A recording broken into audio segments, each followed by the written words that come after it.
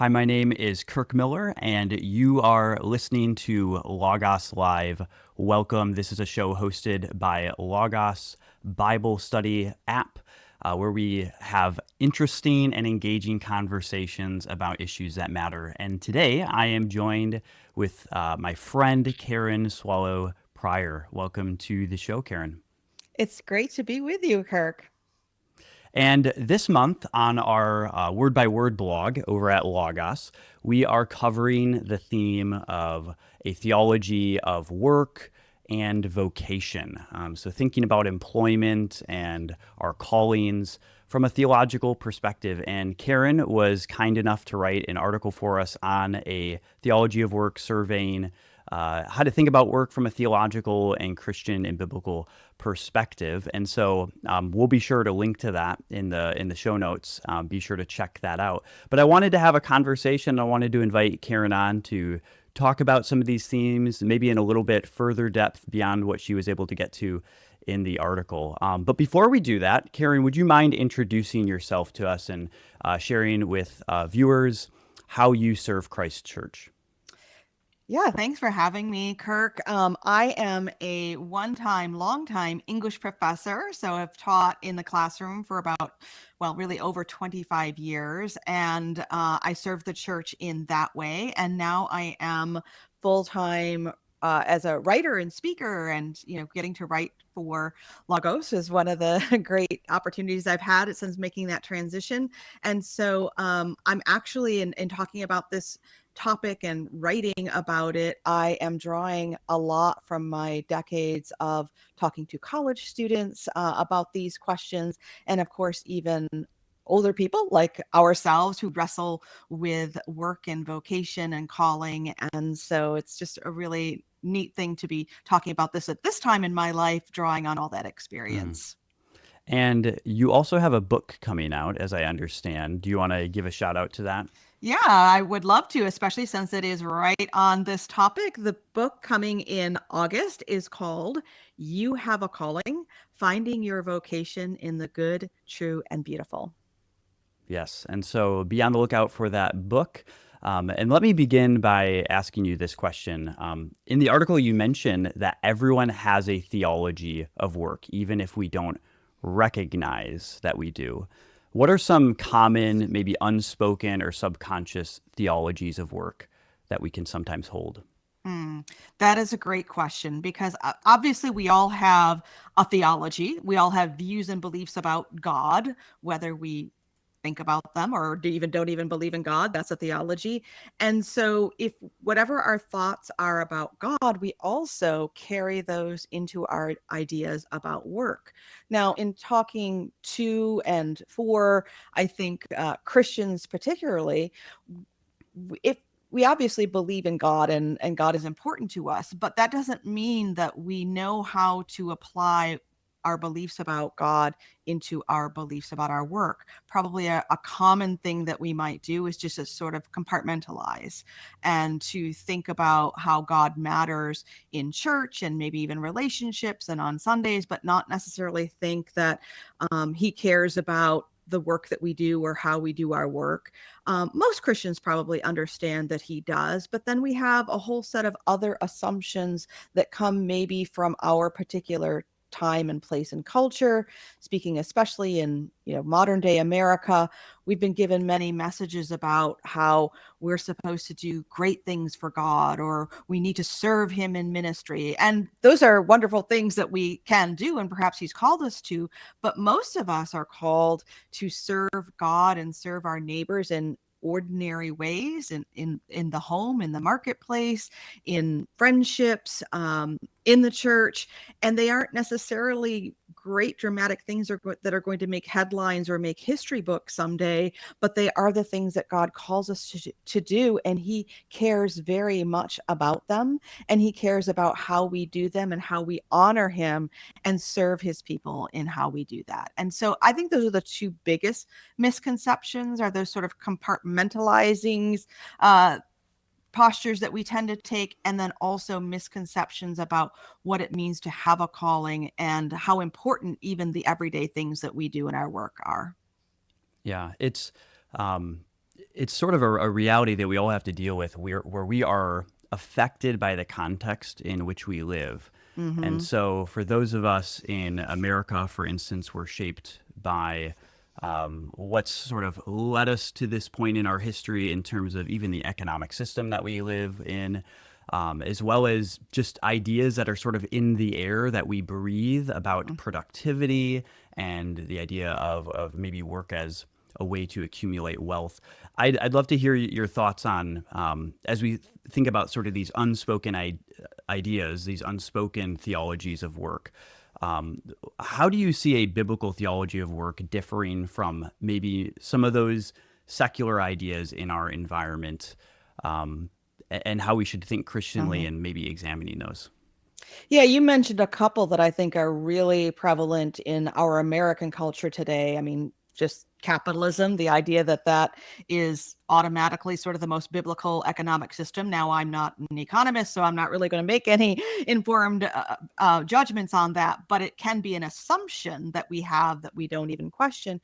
And as you said, productivity and efficiency, those are huge parts of modern culture, not just in America, but everywhere. And we've adopted a lot of the metaphors and the values and ideas around mass production and getting the most out of everything all the time into our ideas about work. And again, these can be good things, but they aren't things that we should just assume Mm, are good measures for the work that God has called us to. I mean, imagine a mother of several toddlers trying to judge her day and her work by how efficient it was on a particular day. I don't think efficiency is what she's called to do in mothering young children. Perhaps that is what someone working in an assembly line must do, but that isn't normative for every part of life. Or imagine, again, I'll draw on my own experience as a teacher.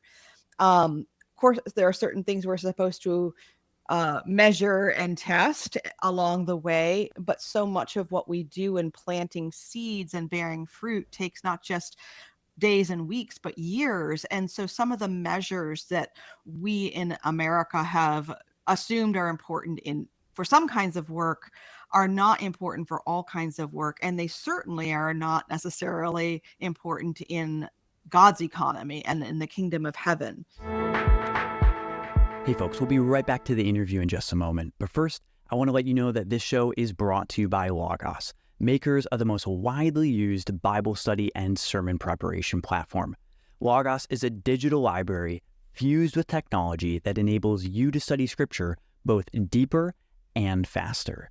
And as a thank you for watching this show, if you follow the link in the show notes and subscribe to our blog word by word, we have a special discount code for you to use on your next purchase. So go ahead, check out that link in the show notes. All right, now back to the interview. Yeah, and you also alluded to this one, and this one may have a bit of a generational difference, even within more of an American context where we are. But the idea of seeing work as a means of personal fulfillment, Hmm. you alluded to that as well. So that can be and not all of the things that our culture sort of takes for granted are necessarily bad, but we should just be aware of Right. them and assess them and not just take them for granted. I think is what you're saying. Yeah, Um, that Go yeah, ahead. if I yeah, no, I just want to expand on that because that is actually I have an entire chapter in my forthcoming book on passion, which of course is what we're talking about when we think about our work being fulfilling. And we all want to be fulfilled in everything that we do in life, including our work, and that is good. But, I think in any theology, including a theology of work, we need to keep in mind that what is true of our theology must be true for all believers in every time and every place. And if we look at human history, most people haven't been able to find great self fulfillment in the work that they do out in the fields or in the coal mines. They find fulfillment in doing that work to Mm, fulfill some greater purpose, perhaps provide for their families or contribute to their communities or to be good citizens. And so we, of course, as human beings, want to be fulfilled. And we want to serve God's purposes in doing that. And sometimes work is not the thing that is most fulfilling, but work is used by God and by us to fulfill a greater purpose in life. Yeah, we sort of can take it for granted, I should say, that in our context we have so much liberty to Right. pursue, even when we don't feel like we have liberty, when there are maybe constraints to be able to pursue what we want to pursue, because sometimes people find that difficult. But nonetheless, compared to other contexts and other times, just the idea of even choosing your job or Mhm. choosing a career. For instance, Jesus was a carpenter, most likely because his father was a carpenter, and so you just sort of took on the career, if we can even use that Mhm. language, of your parents, and so there was much less of that sort of mobility, we might say, in other times and places. You also talk about the Protestant Reformation and this doctrine of the priesthood of believers. That this doctrine pushed back at a sharp divide between the sacred and the secular work. Why is this concept so important, and how does it shape how Christians today think about our vocation?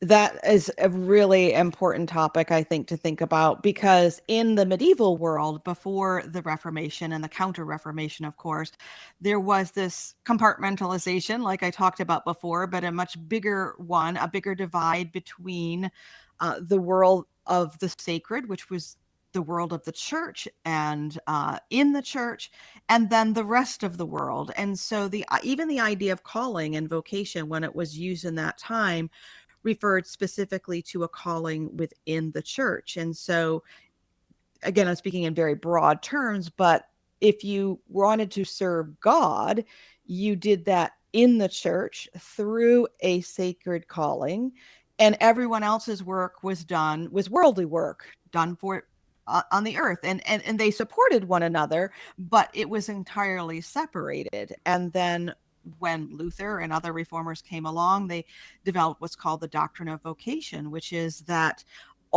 there is no division between sacred and secular, that we can serve the church and serve God and serve one another, whether in the church or outside of the church, and that all vocations are used by God to do his work in the world. And the other thing, because I mean, most people would agree with that now, but I think there are other little things that linger and sneak in. There's no such thing as like a higher calling. You'll even today, even in Protestant circles, hear ministers and pastors talk about the calling to ministry as being a higher one, or a harder one, or all of these other kinds of terms that set it aside. And that's goes very much against the teaching of the reformers, who said that it's all work can be done in God's service and for the church, as well as for our neighbor. That's what work is for. Yeah, it has the impact of um, attributing value to our work Mm, when we see it as when all work in some way is ministry in a way of serving God, even if it's not sort of what we call vocational ministry in the church or in the parachurch. All of it is a way to worship God and a way to serve right. God as we fulfill the creation mandate. But then it also, so not only we might say it changes the way we think about how God sees our work, that it's all meaningful, but then it also shapes the way that we see our work. My work is not a sort of a secular task that's Right. partitioned off from how I serve God with my life, but I actually should approach my work as a service to God and neighbor, as a way of fulfilling the first and second greatest commandments. Yeah, that Go that's ahead. exactly right. It there is no division between the sacred and the sacred and the secular, in any way, but especially in our work. And I think that's something that can give us great joy and a better understanding of all the kinds of work that we can do to serve God. I want to go now to scripture. Maybe one of the most important passages in the Bible on work is the opening chapters. That's the case Mm. for so many topics. So many topics find such an important start there. But in the first two chapters of Genesis, we get that creation mandate. We get the call to work, to tend the garden. Um, and yet, then, interestingly, when we get to chapter 3 and we have the curses, after Adam and Eve's disobedience. The curses, in many ways, serve to thwart the very thing that Adam and Eve were called to do. So the command to be fruitful, now the woman will have pain in childbearing. The Adam who is called to work the ground, now working the ground will be this toilsome task. It'll be difficult. And so the curse is thwarting that original creation intent.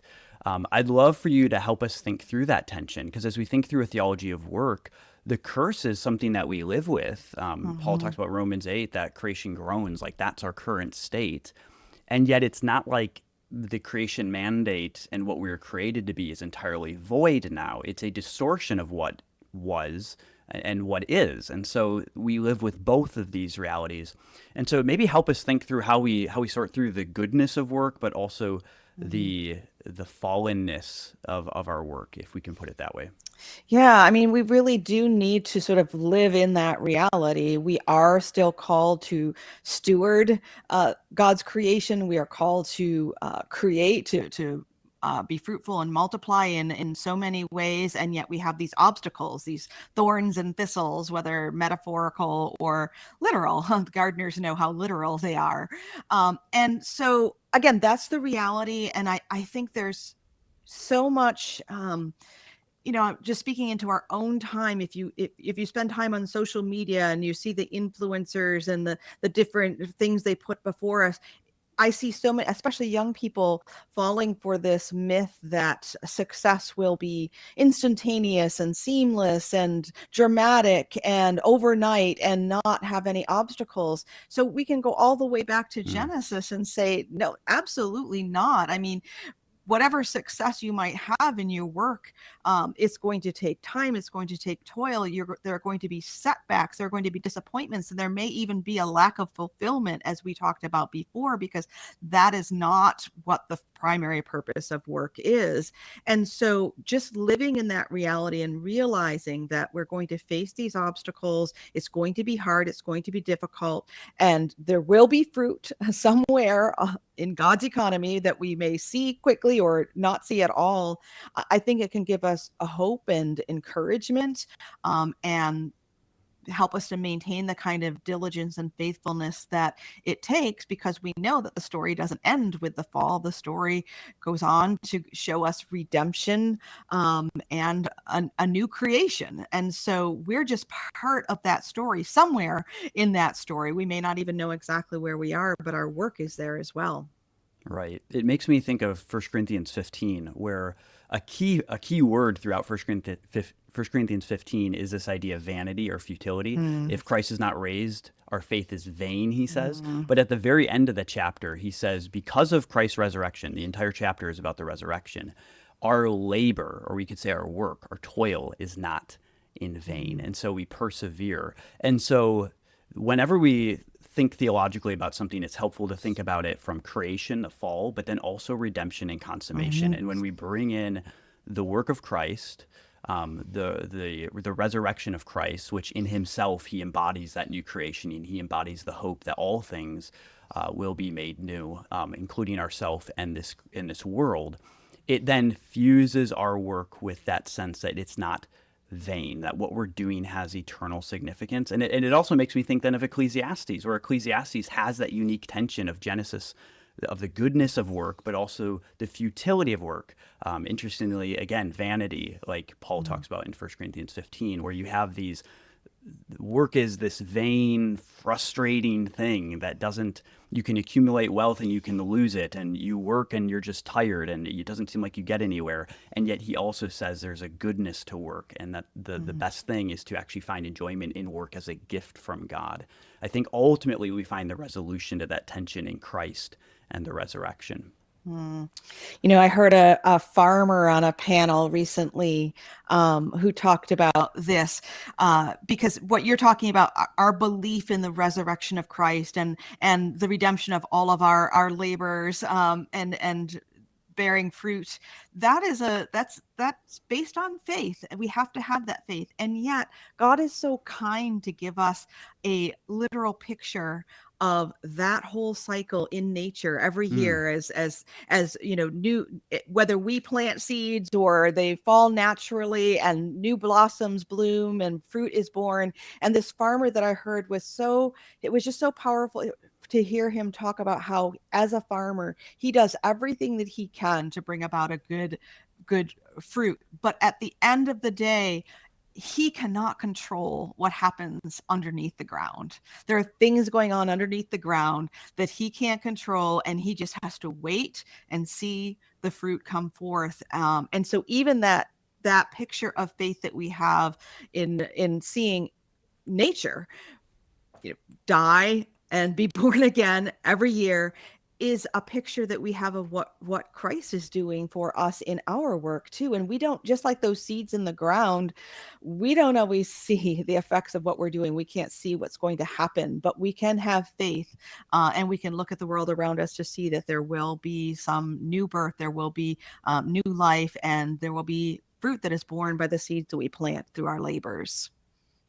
In the article, you talk about how our work is a way that we can reflect God's image, and even Mm-hmm. thinking about Genesis 1 and 2, the creation mandate, the call to labor and to be fruitful and multiply and to tend to the garden, that flows out of humanity's creation as his image bearers. And there seems to be an intentional connection that we are imaging God, we are reflecting God, that as God has created and in that way worked, and then he rested from his work, but he did his work. Now we, as his image bearers, we are to reflect his care over creation, his rule as his vice regents, as some say. So there's this imaging task baked into Mm-hmm. work. Work is an imaging task. And you talk about this in some detail in the article. Do you mind expanding on maybe some of the ways that you see us able to reflect God's image through our work?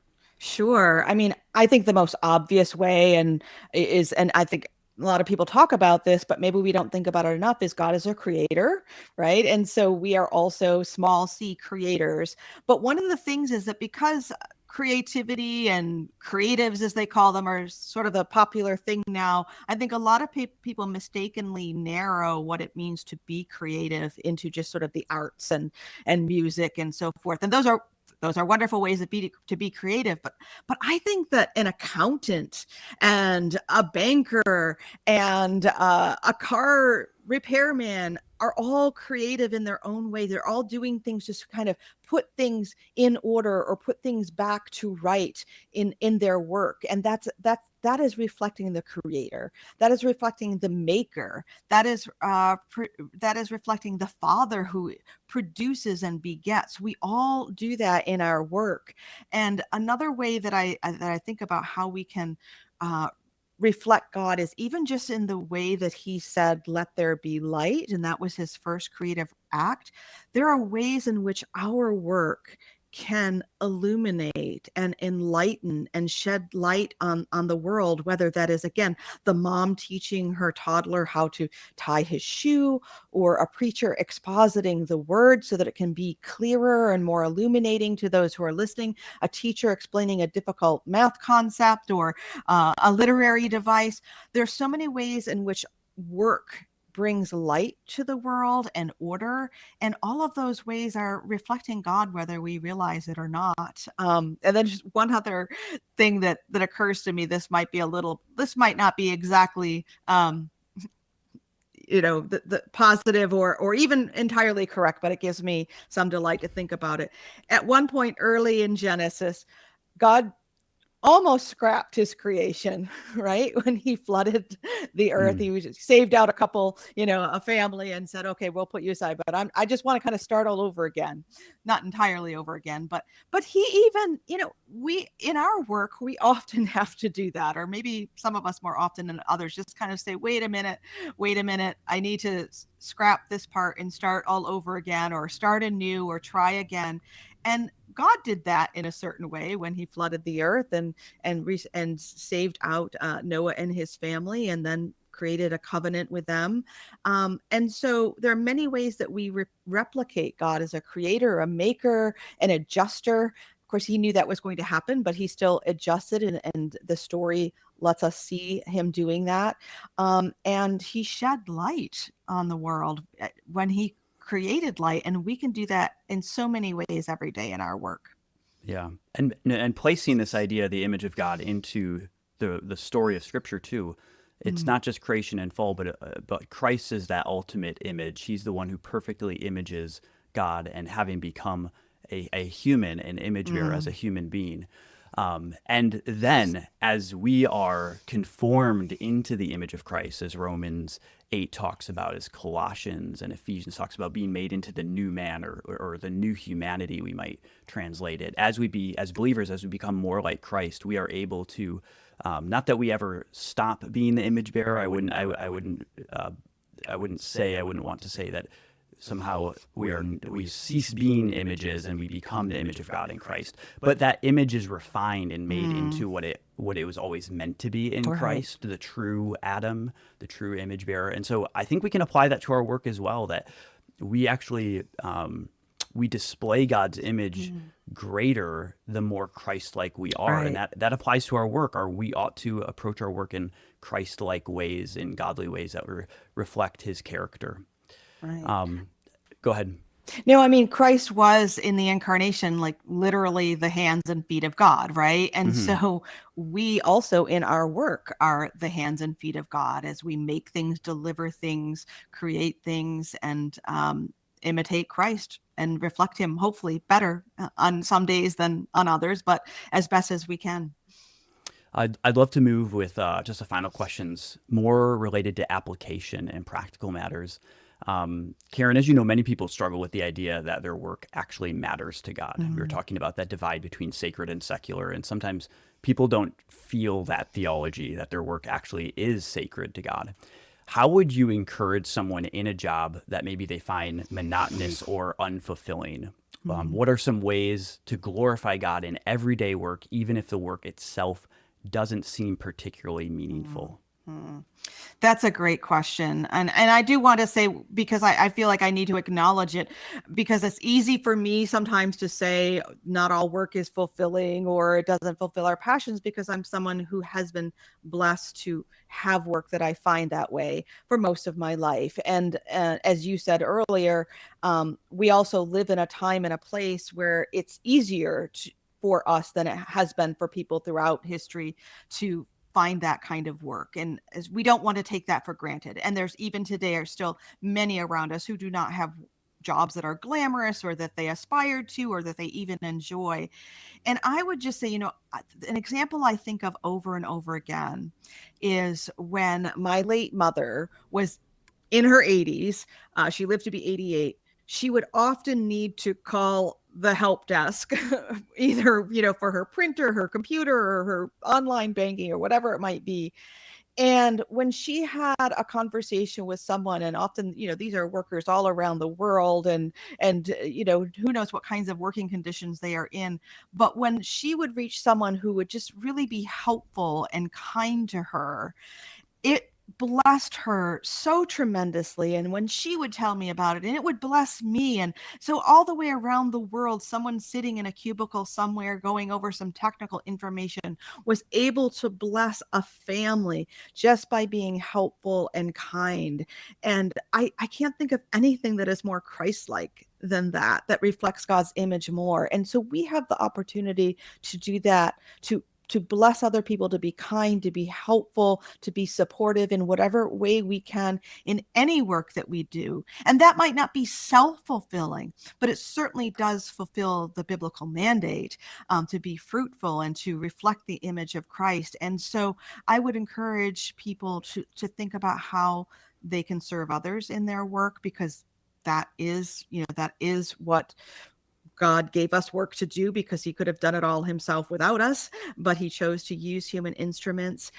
And I think that with that in mind, we can find fulfillment and joy in serving others.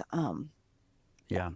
You mentioned throughout, and maybe this has caught some of our listeners as kind of an odd thing, but you've mentioned even the idea of like motherhood in a conversation on work, which sort of implied there is a theology of, yeah, there's different categories. We have work, we have vocation, we have calling. Mm.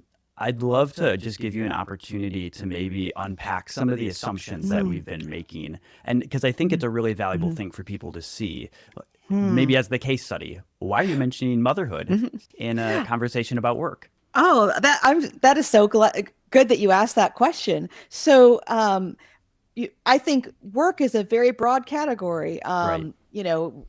Anything that we do that requires effort is work.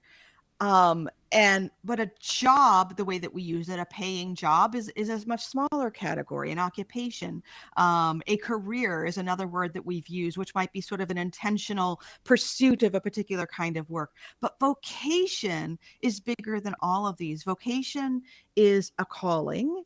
And it's not just work. We could be called to a certain kind of work, and we all are called to a certain kind of work, whether it's paid or not. But calling includes the calling that God places on our lives, to be believers, first of all, to serve in the church, to be citizens of a particular country where He, in His sovereignty, has us born, to be a husband, to be a wife, to be a mother, to be a father, to be a daughter, to be a sister, to be a brother, to be a friend. These are actually all vocations. And so vocation is so much more than what we get paid to do. And many people are actually have paying jobs that are not their vocations. Those are just ways of paying the bills, putting a roof over the head so that they can fulfill their vocation. Again, I mentioned providing for a family. There's some people who are artists, and they just have to do a job to pay the bills so that on the side they can pursue their artistic callings, which perhaps don't bring in money. And so there's some overlap in all of these categories, but the one we've been talking about today that I think is so important to understand is vocation, being called by God to serve in a particular way, whether that involves any money or no, much money or none at all. That is the most, I think that is where we find our real self-fulfillment and purpose, is to find what God has called us to. Hmm. Maybe as a final question, over the last maybe 15 years, a lot of the time actually in the formative years of my own adulthood, there's been lots of talk within evangelicalism about the idea of living a life that is worthwhile, that is fully devoted and sold out to God, a radical life, or a life that's not wasted. And I have benefited a lot from those sort of messages and those sort of teachings. But I think you kind of alluded to this earlier. One of the dangers is feeling that we have to do something extraordinary. And however we're defining extraordinary, maybe that's part of the problem. But we have to do something really, really extraordinary. Otherwise, our life is not meaningful. It was not spent well. And so maybe a practical question would be, how can Christians embrace the significance of ordinary work, of ordinary lives, without feeling that pressure to achieve something extraordinary? Well, I think that the answer to that question goes back to what we've been talking about throughout, is to realize how the work that we do reflects the image of our creator God. And it doesn't have to be magnificent or extraordinary work. It has to be work that is done faithfully and well and that serves others. It doesn't matter how many people see our work, or how famous we might become. But if we are reflecting the nature and character of God in the work we do, that is the most radical thing that we could do. It's the most countercultural thing we could do. It's the most extraordinary thing we could do. And in our modern contemporary culture, we tend to mistake those measures for the ones that have to do with platform and numbers and how many eyes are on our work. And I think that's a big mistake. God will always call people who do things that make headlines and make history books. Of course, He uses people like that. But more importantly, He uses all of us every day in smaller ways that people may never know about, except for the people who encounter us. And I think we've kind of gotten things mixed up with unbiblical values about greatness and numbers Mm. and productivity. And that has unfortunately affected the way we view vocation and work. And it's really much more radical to just serve him faithfully where we're called. To obey is better than sacrifice. And so we can just be obedient wherever he places us and let him do the rest. Yeah, well, you're talking there about sort of unbiblical values. It made me think of Jesus' teaching throughout the Gospels, where he mentions this. He uses this line about those who are first in the kingdom versus those who are last, and sort of it's a flipping. There's a Right. unexpected nature to that, and part of that ties into the idea of what is greatness in terms of even leadership.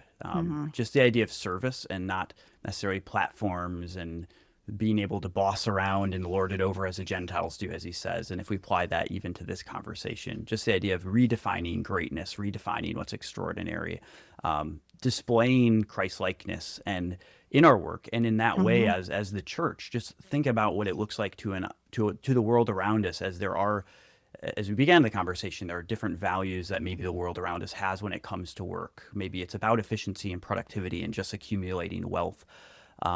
What does it look like if the church was to embody a different way and to embody the values of the kingdom, and in that way give witness to the gospel? Yeah. Well, Yeah, thank you so Jesus much. showed us, and Jesus gave us the words for it, just that you, as you just quoted, right? The first shall be last. Yeah. Well, thank you so much, Awesome. Karen, for joining us. A couple of shout outs again. Be sure to check out Karen's forthcoming book, as well as her article and some of the other articles that we have on Word by Word this month. And then we're also running a sale this month. At the time of the recording of this video, we have a monthly sale of different books on the topic of work and vocation. And so if you're interested in doing further study on this, maybe you've been inspired by this conversation, be sure to check those things out. Thank you. Thank you. Before you go, thank you so much for joining us for today's interview. If you appreciate this content, you can do us a huge favor by rating and subscribing to the show, as well as sharing this with others so even more can benefit. Now, what did you think about today's topic?